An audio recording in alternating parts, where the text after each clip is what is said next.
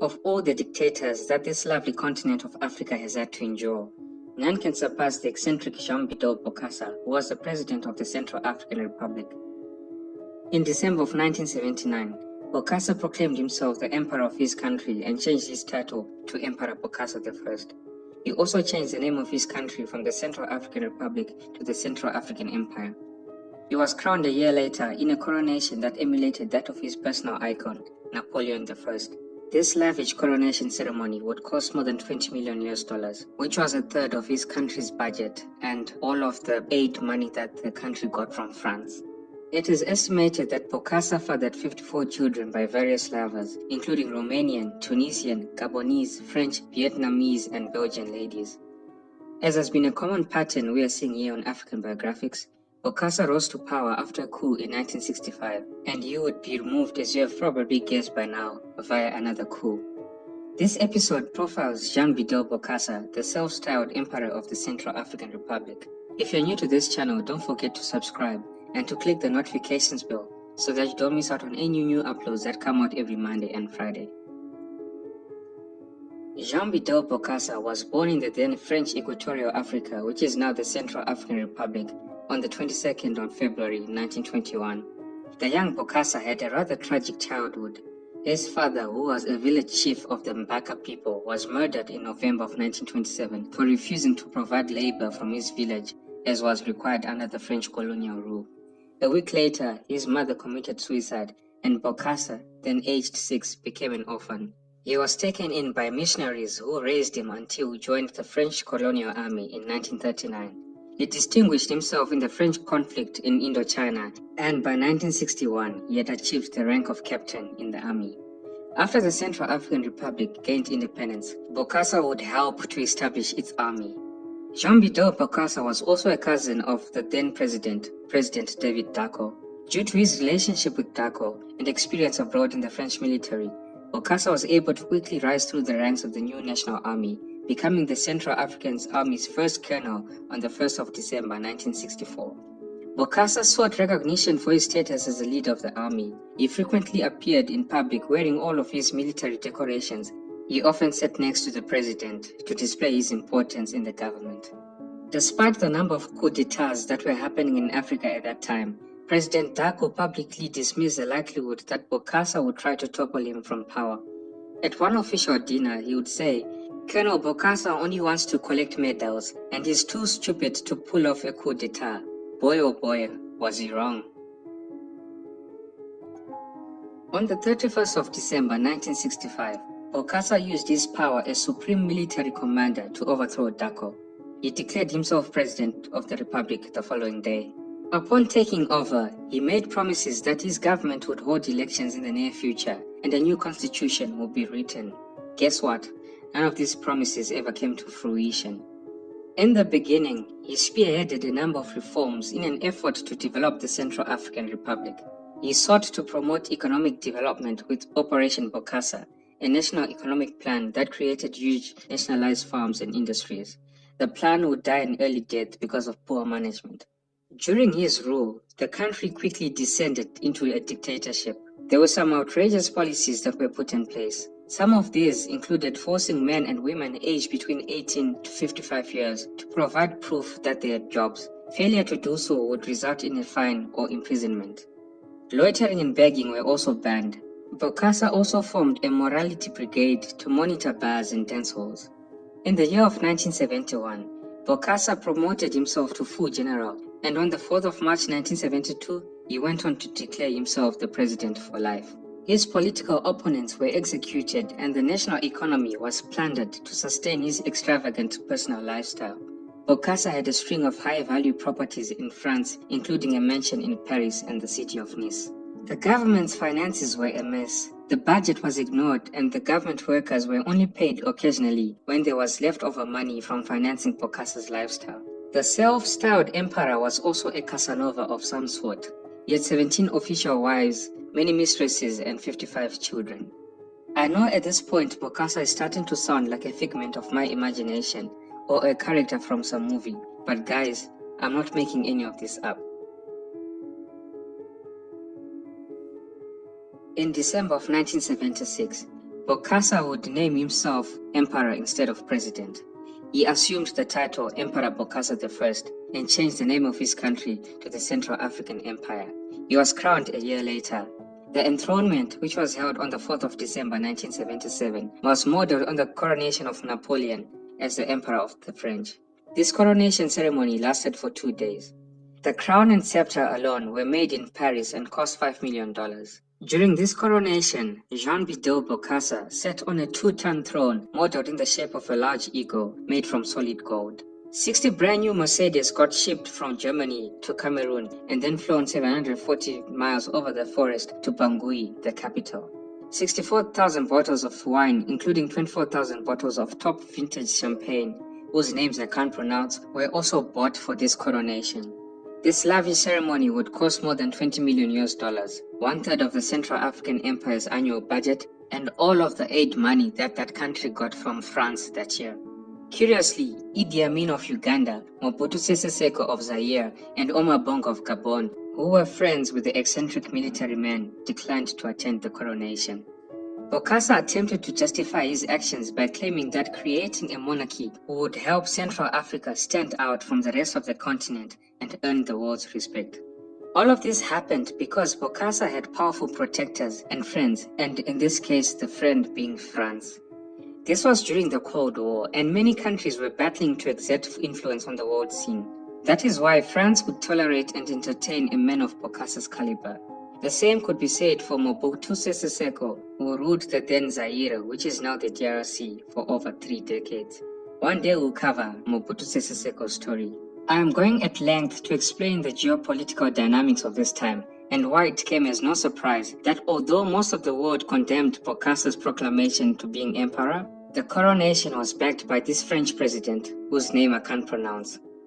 The ceremony was attended by the French minister responsible for African policy, Robert Calais. Calais gave the dictator an authentic saber dating back to the times of Napoleon as a gift from the French president.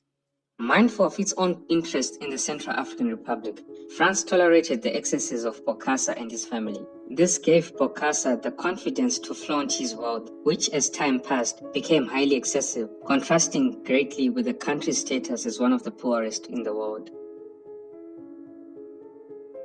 With Bokassa, the straw that broke the camel's back was a scandal involving school uniforms. In 1979, the emperor passed a law that forced school children to wear a new type of uniform. Fun fact, this uniform was manufactured by a company owned by Bokassa's family. The students and their teachers either didn't like the design of these new school uniforms or hated the idea of having to pay extra money to replace their current ones, so they went to the streets to protest. This protest was brutally squashed by the army. It is reported that the kids were rounded up and thrown in jail. One group of about 30 students was put into a cell meant for one person. As a result, many of them suffocated to death. Over 100 children were massacred while incarcerated. International organizations and foreign governments responded by condemning Bokassa for the murders, and they quickly cut off foreign aid to this nation. While he had traveled to Libya to seek for financial support, the French orchestrated another coup, which returned David Dacko to power as the Central African Republic's president in September of 1979. Bokassa then went into exile, first traveling to the Ivory Coast, but later settling in France. He was sentenced in absentia to death in 1980, but he surprised everyone by choosing to return to the Central African Republic in 1986. Upon his return, he was arrested and put on trial, and in 1987, he was found guilty of the murders of the school children as well as other crimes. Bokassa's sentence was then commuted to 20 years in prison, and then he was freed in September of 1993. He died in 1996 in Bangui, the capital of the Central African Republic. Bokassa's story is a fascinating one because you see the clear distinction between him and the life that Thomas Sankara led. If you remember from the Thomas Sankara episode, Sankara was a man who chose to put the needs of his country before his own needs. But I'm sure you've seen that Bédel Bokassa was an extreme.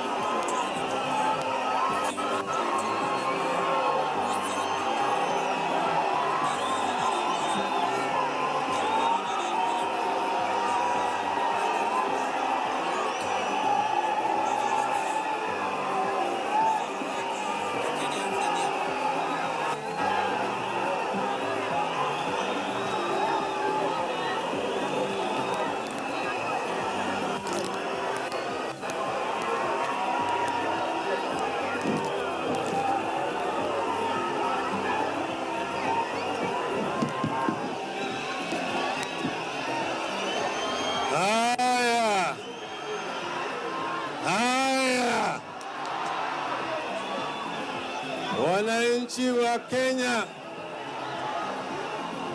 nimesimama mbele zenu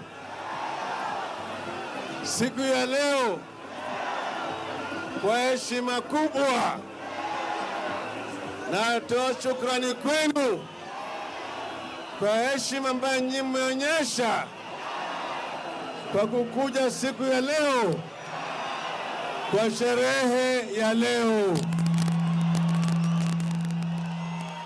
Siku ya leo ni siku ya kihistoria katika taifa letu la Kenya. Kwa mara ya Kenya, Wakenya wamechukua hatua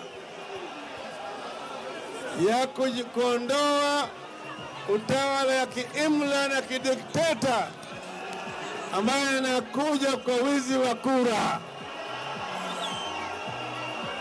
Tulisema hapo mapema ati wakipiga tutapiga, wakihesabu, wakijumlisha, wakirusha, wakiiba, wakitangaza, wakiapisha,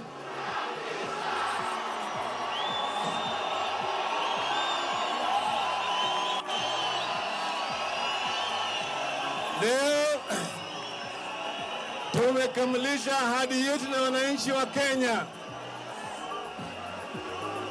Nataka kuambia nyinyi, unaona hapa Kalonzo Musyoka hayuko, lakini Kalonzo ako na sisi. Kalonzo ataapishwa baadaye, sawa? Kwa sababu ya maneno ambayo mtakuja kujua baadaye yale yalifanyika. Musalia Mudavadi na Moses Wetangula na Kalonzo Musyoka wako pamoja na sisi kama wananasa, na mtasikia baadaye yale ambayo yamefanyika, lakini tuko pamoja. Mimi ningependa kusema machache kwa kimombo. Today is a historic day for the people of Kenya. For the first time in our history, the people have gathered here in their hundreds of thousands to say enough is enough with the election rigging. Today's step is one step towards doing away with electoral autocracy and to establishing proper democracy in our country. I thank the people of Kenya for the courage, for the patience, for the fortitude that you have shown the rest of the world, that a people united can never be defeated. A people united, a people united, a people united. Today I have a speech which I will give to the media. The rest will be announced to you in due course. Thank you very much. Mungu ibariki Kenya. Mungu ibariki Afrika. Asante.